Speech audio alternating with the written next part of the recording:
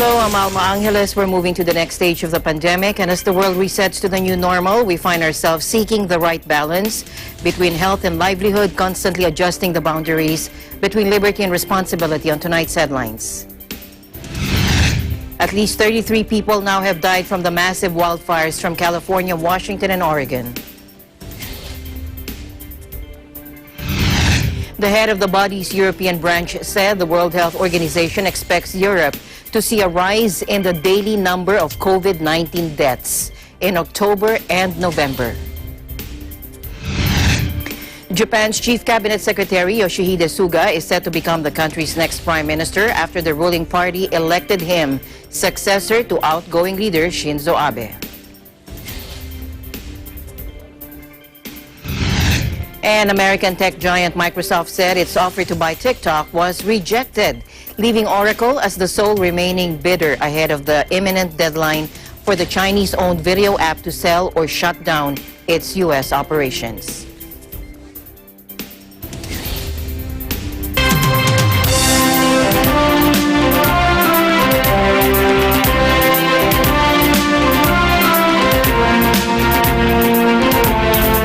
At least 33 people now have died from the massive wildfires from California, Washington, and Oregon.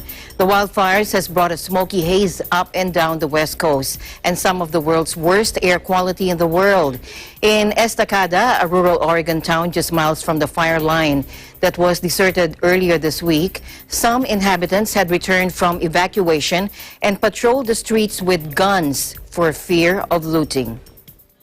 Yeah, no, it's been a rough couple of days, but it's I just didn't feel right leaving home. Well, I hear nothing but looters and arsons on the radio. I got a GMRS radio and I've been listening to it. A few days ago they put frighten us for the fire and a lot of people lost their homes. I drove around and kind of did my own observation, and I didn't feel in fear of my house catching on fire, so I decided to hang around and protect it. I mean, if they mean harm or if they're, you know, doing something that's dishonest and evil, I don't want to shoot nobody. But at the same time, it's, with everything going on, I don't know why you'd be out here trying to do dishonest, evil things to people when they're in this state. We had our dune racer stolen. I've had a whole bunch of construction tools stolen. My motorcycle is the most recent thing we found out today. My motorcycle's gone out of the shop. Yeah, just a lot of different tools, really. Others were holed up indoors as thick, acrid smoke hung in the air and fresh layers of ash from nearby blazes continued to blanket the streets. Police in Multnomah County, where Portland is situated, issued a notice threatening arrest to armed residents who had established roadblocks blocking their communities from outsiders. More than 20,000 firefighters are battling the blazes, with officials warning that a respite provided by the arrival of cooler weather could end Monday with the return of warmer, drier weather. Oregon has suffered another 4 deaths in the past 24 hours, bringing the West Coast region's death toll this week alone to 19. Among them was a 13-year-old boy found in a car with his dog in his lap in Oregon. The road was so hot it had melted the tires as he tried to flee. Emergency official Andrew Phelps warned Oregon is preparing for a mass fatality incident based on what we know and the number of structures that have been lost. The history-making blazes have now burned through nearly 5 million acres across the U.S. West, torching an area roughly the size of the state of New Jersey, with fears the death toll may rise. My house catching on fire, so I decided to hang around and protect it. Meanwhile, President Trump was due Monday to visit California for a briefing on record wildfires that have killed at least 36 people, as West Coast officials and political opponents accused him of being in denial about climate change. Kamala Harris, the Democratic vice presidential candidate, who tweeted that Trump, quote, denied evidence the flames were intensified by the climate crisis, is also set to tour the damage as the infernos ignite a political conflagration. President Trump has made little comment about the blazes in recent weeks, but at a Nevada campaign event on Saturday, he acknowledged the scope of the disaster. Take a look. Tonight, our hearts are with all of the communities in the West battling devastating wildfires. I'm going there the day after tomorrow. I'm staying in your state tonight, but I'm going to be going to California. Spoke to the folks in Oregon, Washington. They never had anything like this. But you know, it is about forest management. Please remember the words, very simple. Forest management, please remember that. It's about forest management. And other things, but forest management. Now, Eric Garcetti, the Democratic mayor of Los Angeles, hit back at the president's remarks, saying that anybody that lives in California is insulted by that. Talk to a firefighter, he said, if you think that climate change isn't real, this isn't about forest management or raking, unquote. With battle lines drawn ahead of November's election, Democratic presidential candidate Joe Biden is also due to address the wildfires and their cause. He recently called the threat of climate change undeniable and existential. Officials are warning of further fatalities, with swathes of land in California, Oregon, and Washington still cut off by flames fueled by tinder-dry conditions of the kind climate change causes. Of the at least 36 people killed by the blazes since the beginning of summer, 25 died this week alone. Dozens were still missing on Sunday. Most of the fatalities have occurred in California and Oregon, with emergency services in the two states recording 36 deaths.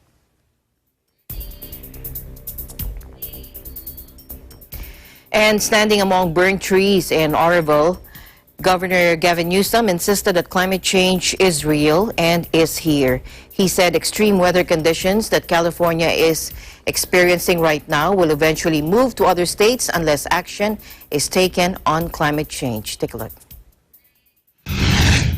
Mother Nature's three things, been said by many people. Mother Nature is physics, biology, and chemistry. She bats last and she bats 1,000. That's the reality we're facing. This smash mouth reality, this perfect storm. The debate is over around climate change. Just come to the state of California. Observe it with your own eyes. It's not an intellectual debate. It's not even debatable any longer. What we are experiencing, the extreme droughts, the extreme atmospheric rivers, the extreme heat. Just think, in the last few weeks alone, we've experienced the hottest August in California history. We had 14,000 dry lightning strikes over a 3-day period. We're experiencing temperatures, world record-breaking temperatures in the state of California, 130 degrees, arguably the hottest recorded temperature in the history of mankind in the state of California. Just a few weeks ago, we had 121-degree temperatures in LA County. Burbank Airport, 114 degrees. It was 103 degrees in one part of the state of California at 3 in the morning. You've seen the images now strewn across the rest of the globe, these orange glows, the quarter-inch thick snow that is these ashes that are falling hundreds of miles away from these fires that we are experiencing north California, 800 miles down to southern part, near the border of Mexico. 28 active large-scale fires that the state of California is currently battling. 14,600 firefighters currently battling those wildfires. Mutual aid coming from every local municipality and mutual aid coming from around the world. California has seen 4.6 million acres burn, almost 5 million, an annual record, with more than 3 months of the fire season still to come and over 4,100 structures destroyed. Residents of Arcadia on the outskirts of Los Angeles were ordered to evacuate on Sunday as the nearby Bobcat fire spread south through forested terrain towards the metropolis. Now, 500,000 people have been evacuated as multiple wildfires continue to rage in Oregon. In the city of Gresham, dozens of families displaced by the fires are sleeping in travel trailers or tents in a parking lot.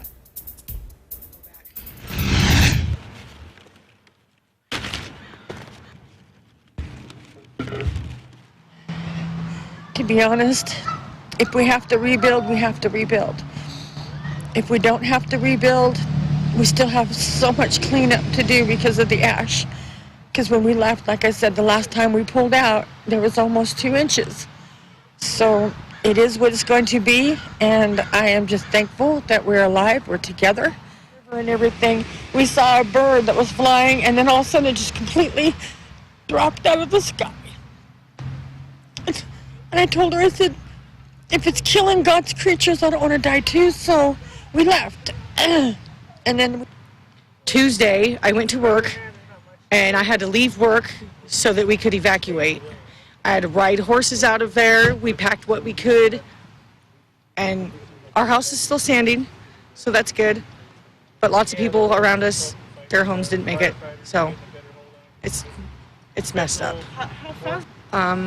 Can't go back yet. We're gonna wait for at least 1 day of rain before we go back, because there's ash. It's thick ash everywhere. Yeah. I wish I can do more, but there's a lot of other people needed too. So I hope there's lots of other people to join us and giving their food for needs too. So we need more people to help each other, and especially we have a COVID, and then we have this fire, and we all know we're all in this together. So. Need any help? Oh, I'm good, thanks. Thank you. Yeah.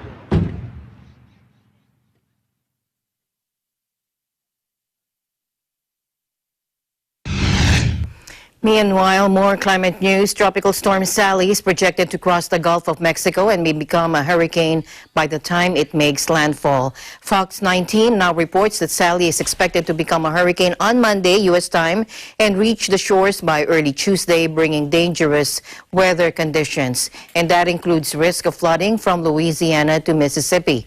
Sally is expected to bring flooding rains to Alabama this week, 3 to 6 inches common, with higher amounts likely. Flash flood watch in effect through Thursday. Eagle News will be right back.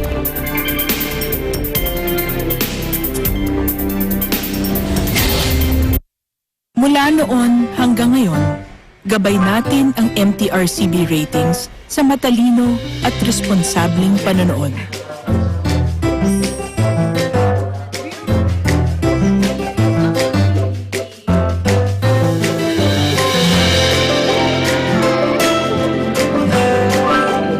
Sa tamang pagsunod sa MTRCB ratings, ginagawa nating ligtas at makabuluhan ang panonood ng bawat miyembro ng pamilyang Pilipino. Lumipas man ang panahon, hanggang may pamilyang Pilipino, andyan ang MTRCB. Hey there, Arnie Aquino here at Hatley Castle, one of the filming locations for the X-Men series. Don't forget to tune in to Digital Nest only on Net 25.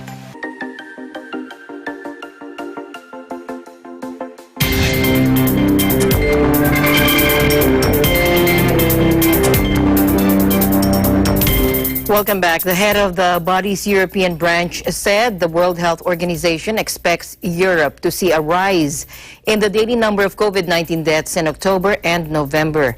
The WHO Europe's 55 member states are holding an online meeting on Monday and Tuesday to discuss their response to the new coronavirus and agree on their overall 5-year strategy. However, Hans Kluge, director of WHO, raised a warning finger to those who believe that the development of a vaccine will bring an end to the pandemic. Let's listen in.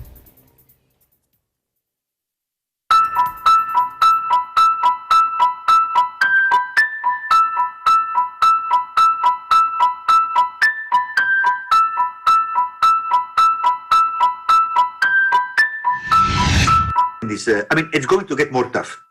In October, in November, we're going to see more mortality. It's a moment that the countries don't want to hear this bad news, and I understand. But I think it's very important that this is going to finish at one moment or another. This is not the end of the world. It's not the vaccine. I hear the whole time, the vaccine is going to be the end of the pandemic. Of course not. We don't even know if the vaccine is going to help to all population groups. Some signs we get now is that it will help for one group and not for the other. And then if you have to work with different vaccines, what a logistical nightmare for them.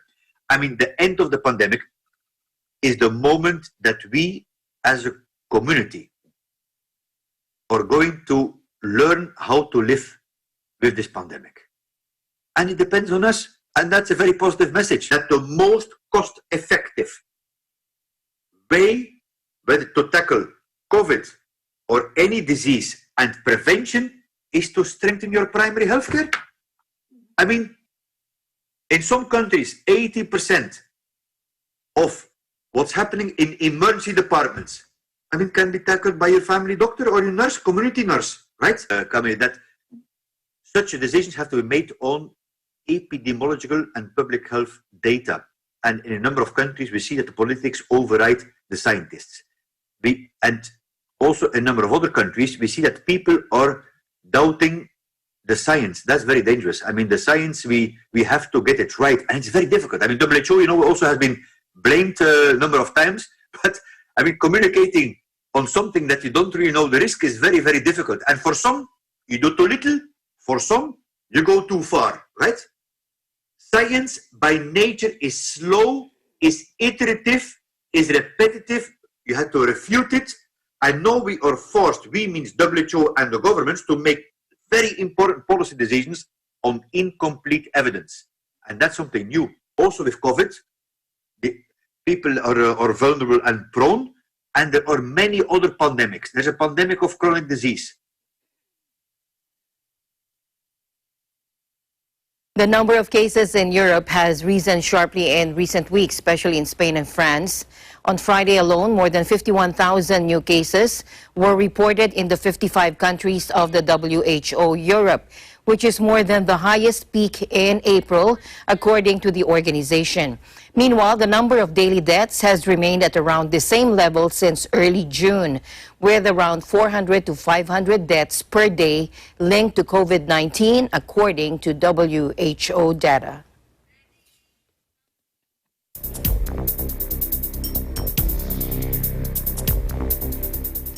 And let's head on over to Switzerland, where the Swiss COVID-19 app continues to be a useful tool in curbing the spread of the coronavirus. Let's get the latest situation in Switzerland. Joining us live is Mayan Glosser. Hello, Mayan. Hi, Alma. How are you? I'm good. How are you doing? Good to have you on the show. I'm fine. Go So, ahead. with Yes. the ongoing COVID-19, countries are finding ways to contain the spread, and one in place in Switzerland is contact tracing. Currently, Switzerland has 47,436 confirmed cases and 1,747 deaths. That's 257 cases that more than in the past 24 hours. In the country, the conventional contact tracing is carried out by the cantons, and complementary to that is the Swiss COVID app for mobile phones. It is designed to help Swiss residents to break the chains of transmission. The app works with Bluetooth, which allows exchanges of random identification code with other mobile phones that have a compatible app installed. Then these IDs are stored during 14 days before being deleted automatically. If a Swiss COVID app user tests positive for the coronavirus, they receive a COVID code from the cantonal authorities, which will warn and notify automatically those that came into close contact with the infected person without revealing his or her identity. One important factor for the app is the proximity and duration of an encounter or contact between the app's user. To improve the effectiveness of the app, the threshold values for distance calibration was adjusted for the second time on September 11, 2020. The threshold calibration is used to calculate an infection risk based on the proximity and duration of an encounter between users. The use of the Bluetooth signals with low energy is technically based on it to evaluate the legally defined distance of 1.5 meters. Back to you, Alma. All right. So why did they do an adjustment to these to the threshold values in the app, and what kind of improvement does it bring to it? Well, the threshold values were increased, and this is due, on the one hand, to findings from new fields tested by the Swiss Polytechnical Universities, EPFL in Lausanne and ETHZ in Zurich, who recommended. On the other hand, it is due to information from users that some expected notifications were not triggered. In short, this will help increase the probability of correct notification of persons who have been exposed to a risk of infection, and therefore improve the effectiveness of the app and help in breaking the chains of transmission. Back to you, Alma. All right. Thank you very much, Man, for all those updates. Looking forward to more updates there in Switzerland. Thank you for joining us today. Thank you for having me. I'm Anne Glauser reporting from the Geneva, Switzerland Bureau, and we live in interesting times. Let's go now to Scotland, where more restrictions are imposed. Indoor and outdoor social gatherings will be limited to 6 people. Joining us live from Scotland is Caroline Kennedy. Caroline, good to see you again.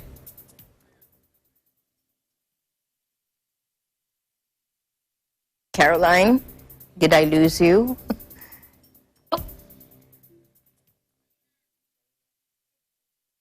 Okay, let's get Caroline back later as soon as we get a better connection.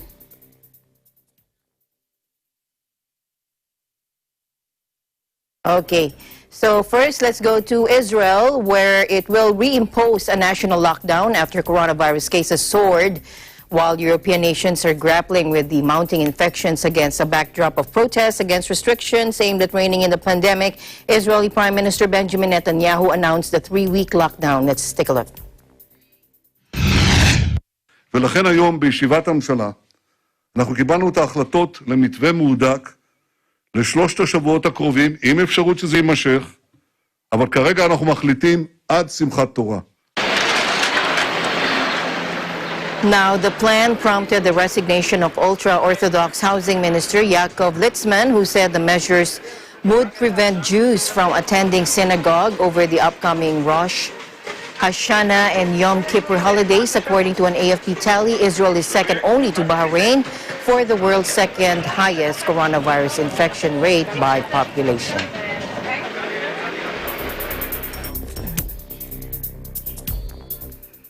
While Europe battles with rising infections, other parts of the world are tentatively easing restrictions in a sign of a growing readiness to reopen.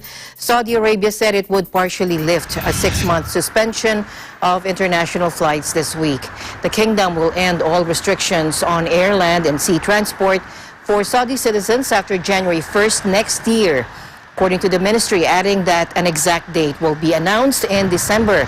Gulf citizens and non-Saudis with valid residency permits or visas will be allowed to enter the kingdom from Tuesday as long as they are not infected with the virus, according to the ministry in a statement published by the official Saudi press agency. People in other exceptional categories, including Saudi government and military employees, embassy workers, students, and people requiring medical treatment will also be allowed to enter and exit the kingdom from Tuesday. Saudi Arabia had suspended international flights in March, leaving many citizens and residents stranded overseas.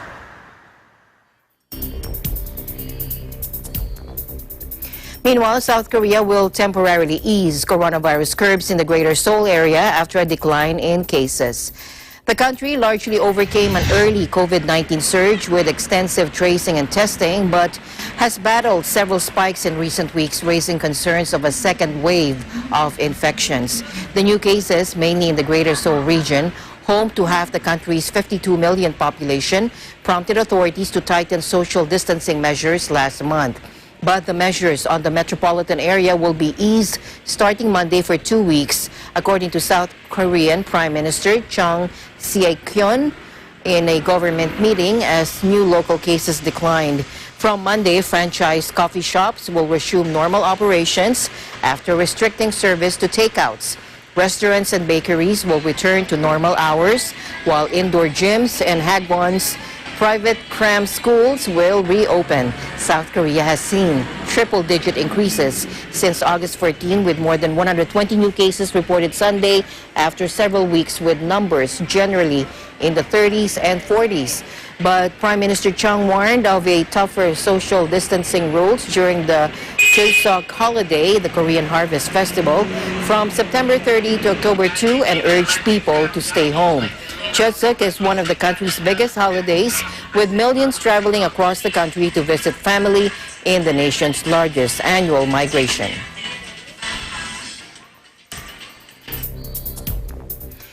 New Zealand's Prime Minister Jacinda Ardern announced that the government will extend current COVID-19 restrictions in level 2.5 in Auckland and level 2 for the rest of the country. Let's listen in. It has now been 2 weeks, one transmission cycle of the virus, since Auckland moved to what we have been calling 2.5. In that time, we have identified a further 36 cases in the community. All are associated with the wider Auckland cluster, and most were people who had a known link to the cluster and so were already isolated. The advice put to us today suggests we should be cautious about moving to level 1 immediately, and that it would be prudent to continue to monitor case numbers for a short while longer. That's why, on the advice of the Director General, Cabinet has decided on a short extension to the current restrictions of alert level 2.5 for Auckland and level 2 for the rest of the country. For Auckland, Cabinet will review the current level 2.5 settings at our meeting on Monday the 21st of September, with a view to increase gathering limits for Auckland if we are in a similar position with containing the cluster. If that change was agreed, this would then come into effect from Wednesday, the 23rd of September. In other news, Japan's Chief Cabinet Secretary Yoshihide Suga is set to become the country's next prime minister after the ruling party elected him successor to outgoing leader Shinzo Abe. Mr. Suga easily won the vote, taking 377 of the 534 valid votes cast by Liberal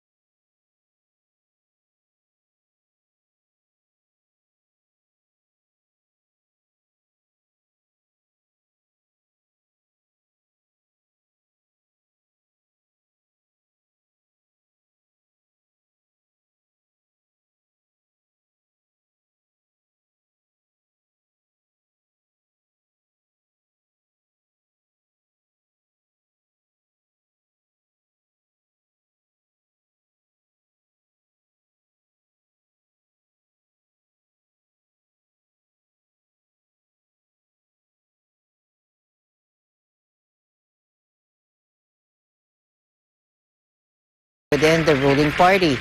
With his candidacy viewed as promising stability, the LDP chose to poll only its lawmakers in parliament and 3 representatives from each of the country's 47 regions, eschewing a broader ballot including rank-and-file members that officials said would have taken too long to organize.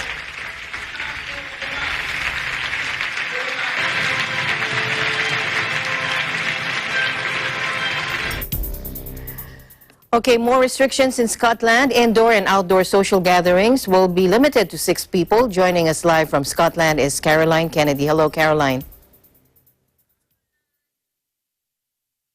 Hello, Mama. Can you hear me right now? Hello. Yes, I can hear you now. I just need to see you. Okay, there you go. Now I can see you and I can hear you. Go ahead. It's great. Hello, Scotland, we now have some new restrictions on our house. The new rules of social distancing and gathering come to Scotland.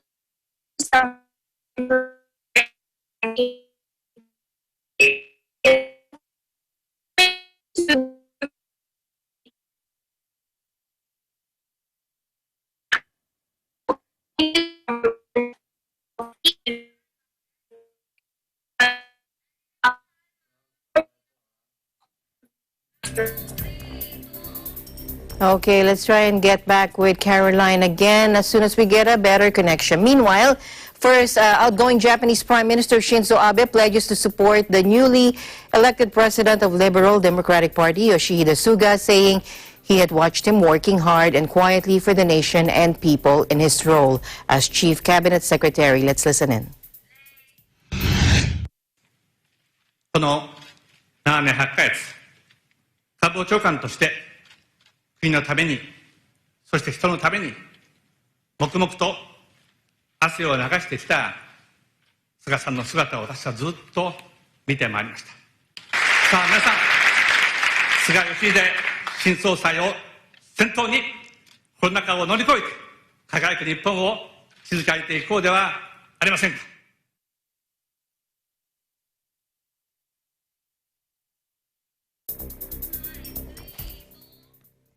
Meanwhile, the U.S. Ambassador to China, Terry Branstad, is stepping down. Secretary of State Mike Pompeo announced today. Take a look.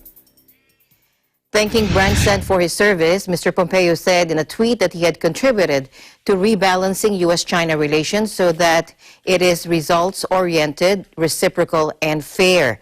The former two-term Iowa governor, 73, had been in the post since May 2017, representing Washington and Beijing during a period of strained ties with China, marked by tensions over trade, regional territorial claims, the coronavirus pandemic, and unrest in Hong Kong. In June, he was summoned by Beijing after President Donald Trump signed a law that paved the way for sanctions over Hong Kong, an action the foreign ministry slammed as gross interference in China's internal affairs. The reasons for the ambassador's departure were not immediately clear.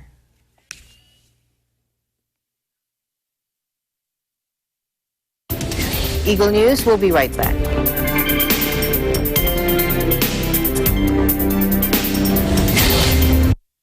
Do you want to earn a degree while you work? New Era University now offers Expanded Tertiary Education Equivalency and Accreditation Program, or ETIAP. ETIAP is an educational scheme that recognizes knowledge, skills, and prior learning obtained by individuals from non-formal and informal education experiences. It is implemented through deputized higher educational institutions like the New Era University that awards the appropriate degrees. Programs offered are the following: Master's Program, Masters of Arts in Education, major in Educational Management, Master's Program in Business Administration, Bachelor of Arts in Science, major in Political Science, Bachelor of Arts in Science, major in Mass Communication, Bachelor of Science in Education, major in Filipino, major in English, Bachelor of Science in Business Administration with majors in Human Resources Development, Marketing Management, and Financial Management. Beneficiaries must be Filipinos who have attained at least high school level of education. The program is flexible and you don't need to attend regular classes. Expanded Tertiary Education Equivalency and Accreditation Program, or ETIAP, is under the supervision of Dr. Nilo L. Rosas, the University President, and Professor Anita P. Santos, Director of ETIAP. For more information, contact the following: Cristina Moreno, 0995-138-0786, or email cvmoreno@neu.edu.ph, or Arlene Sarmiento, 0906-298-9150, or email cedctl@neu.edu.ph. What are you waiting for? Let New Era University be your partner in achieving your dreams.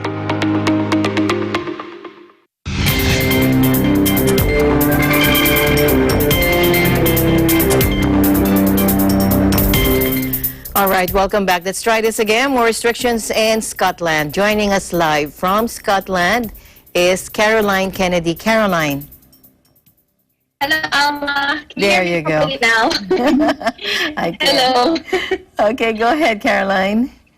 So we have some new limitations within Scotland and new rules concerning the social distancing and the gatherings that have come to surface within Scotland as the COVID-19 cases continue to rise with positives. The new regulations have come into reinforcement, restricting groups of people to no more than 6 people from 2 different households. This change within the number of people able to gather together also applies to outside gatherings as well, such as within gardens, homes, pubs, and restaurants. Before the new law came into action, the number of those gathered together were able to become 8 from 3 different households for indoor activities. The maximum number for outdoors were from 5 households, meaning 15 other people were able to join together. Although there are some new restrictions going around about the gatherings for those within a household, the law does not apply for children under 12 years old. The law was introduced as England had made similar moves also the last coming week. Despite the new action that has been taking place, more than 1.5 million people within Scotland are facing an even stricter part of local lockdown that is being reinforced in Greater Scotland and the Greater Glasgow area. The people within Glasgow City, Lanarkshire, East and West Dunbartonshire, Renfrewshire and East Renfrewshire are all in lockdown and are not able to meet people within their own households. This is due to the spike of positive cases for COVID-19. Police Scotland stated that it would reinforce the law if required for reinforcement were to take place. Deputy Chief Constable Malcolm Graham said, "The Chief Constable has made it clear that we are asking people to take personal responsibility and to do the right thing, and remember the purpose of these measures is to aid collective and effort to stay safe, protect others, and save lives by preventing the virus from spreading any further." He continued to say that the officers would be engaging with the public and informing them of the legislation and of the guidance and encourage within compliance. He furthermore added, "We will use reinforcement as a last resort where there is clear breach of the legislation." Back to you, Alma. All right. So what does the rule of 6 mean for the ordinary person in the street or man in the street? So, Alma, from Monday today, a maximum of people from 2 different households will be able to gather together, as I mentioned earlier. This also applies to pubs and restaurants where customers are required to wear a face mask indoors when they are not eating and drinking. But then these limitations do not apply where there are those who are in other sector-specific guidances, like in places like the gym, childcare, and organized sports, and there will be some other limited expectations from larger households, education, and places of worship. Back to you, Alma. All right. Thank you very much, Caroline, for your time. Thank you for joining us today. Thank you for having me. I'm Caroline Kennedy, reporting here from Scotland. We live in interesting times.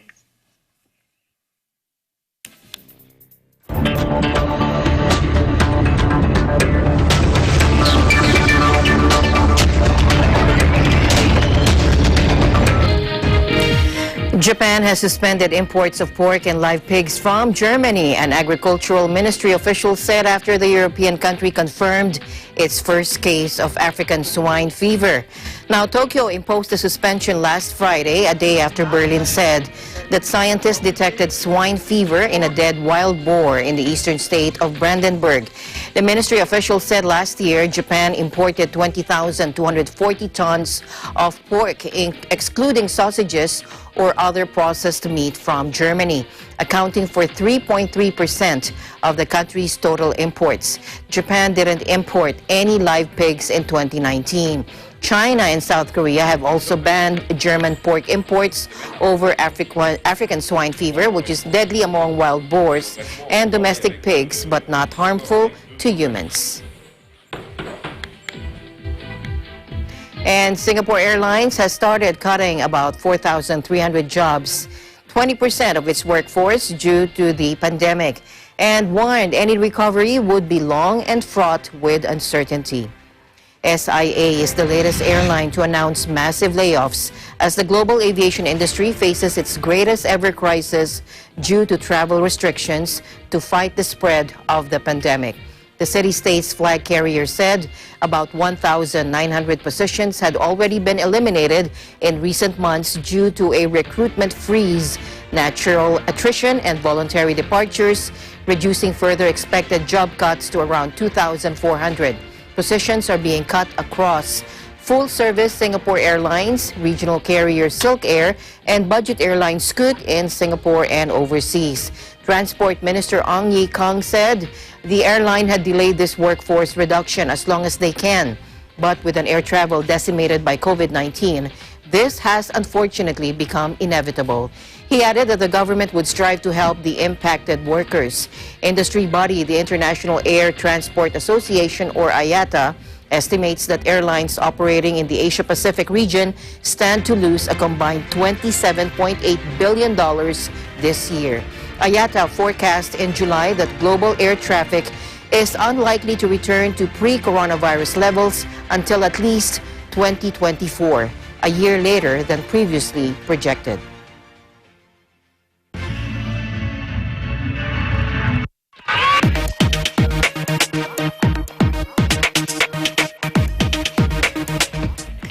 American tech giant Microsoft said its offer to buy TikTok was rejected, leaving Oracle as the sole remaining bidder ahead of the imminent deadline for the Chinese-owned video app to sell or shut down its U.S. operations. TikTok is at the center of a diplomatic storm between Washington and Beijing, and President Trump has set Americans a mid-September deadline to stop doing business with its Chinese parent company, ByteDance, effectively compelling a sale of the app to a U.S. company. The Wall Street Journal and the New York Times reported that Oracle had won the bidding war, citing people familiar with the deal, although the company didn't immediately confirm that to AFP. But two Chinese state media outlets, CGTN and China News Service, said Monday that ByteDance will not sell TikTok to Oracle either, citing unnamed sources. The Oracle bid would need approval from the White House and Committee on Foreign Investment in the United States, according to a source in Journal, with both parties under the belief it would meet U.S. data security concerns. In early August, Trump issued an executive order stating that if a purchase agreement was not reached by September 20, the platform would have to close in the United States. President Trump claims TikTok could be used by China to track the locations of federal employees, build dossiers on people for blackmail, and conduct corporate espionage. The moment a deal normalizing ties between the United Arab Emirates and Israel was announced, the head of a Tel Aviv technology organization received dozens of LinkedIn invitations from Emiratis. A month on from the August diplomatic breakthrough, Eugene Kandel, CEO of startup Nation Central, was already in Dubai selling Israeli technology. Take a look. For example, they have an aspiration to become number one in food security, etc. And we believe that it's a very, very important goal. We believe that Israeli technologies that are available already, but even more so, those that can be developed together, that will be targeted to these challenges, could be very useful and instrumental in helping them address these challenges. So that's one thing. That's basically, let's see how we can work together to really solve challenges. The two countries can collaborate with third countries, whether in the Northern Africa, in the Eastern Africa, where we can work on agricultural development, we can work on various production, energy projects, green energy projects, combining the common expertise, technology and investments to really facilitate the development of other countries, make profits in the process, but also help countries to grow and increase supply from these countries to Europe, to other markets. So the first business delegation visited the UAE last week following an official Israeli government visit, and another group of industry leaders is due in the Emirates on Monday. Among them is Kandel, a former economic advisor to Prime Minister Benjamin Netanyahu. Since the landmark Israeli-UAE deal was announced on August 13, the average number of Emirati users on the startup Nation Central platform has increased by 122%.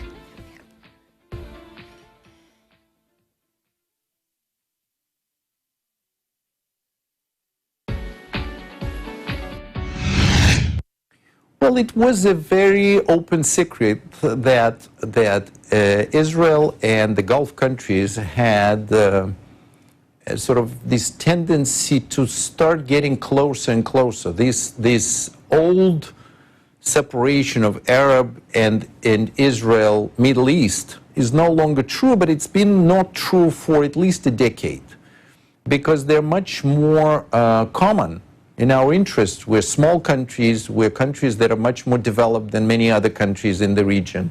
And we believe that this can provide a lot of opportunities for many Israelis, including Arab Israelis, who could be the cultural bridge between them, because they are Israelis, they know how to work with the Jewish majority, but also how to work within the Arab world. And we believe that there is a lot of potential to continue this trend. And so that money from Emirates could replace some of the other money that is coming. So it will be competing with that money. In terms of collaboration, there are many strategic threats that both Emirates and Israel are facing that are much more common than their differences. And so that I think is a very, very powerful force for collaboration, especially around those issues. So we don't see, for example, a reason not to collaborate around cyber. So we believe that there will be dramatic increase in the Arabs, even unrelated to the UAE. Now, given UAE, like you said, there's an additional benefit from getting these people in various positions, not just as developers, but as business development, as marketing, as sales. You know, suddenly you can send an Israeli to an Arab country to sell your product directly. You need somebody who speaks the language. So you have a much wider net. And so I'm very, it's like tapping another 20% of the population that you previously.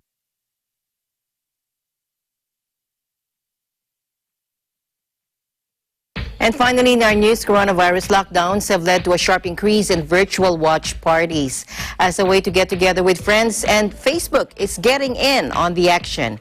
The world's largest social network on Monday launched Watch Together, a free feature. It is rolling out globally on its messenger communication platform. Connecting through video has understandably become more important for our messenger community in the past few months, according to Facebook product manager Nora Micheva in a blog post. There are more than 150 million video calls a day on Messenger and more than 200 million videos sent each day using the service, according to Micheva. Watch Together is designed to let people enjoy videos simultaneously while chatting with friends on screen in a video call. And before we close, we leave you with a word of hope. At the end of the day, there remains so much more to be grateful for. See you again tomorrow evening. Good night. I'm Alma Angeles. We live in interesting times.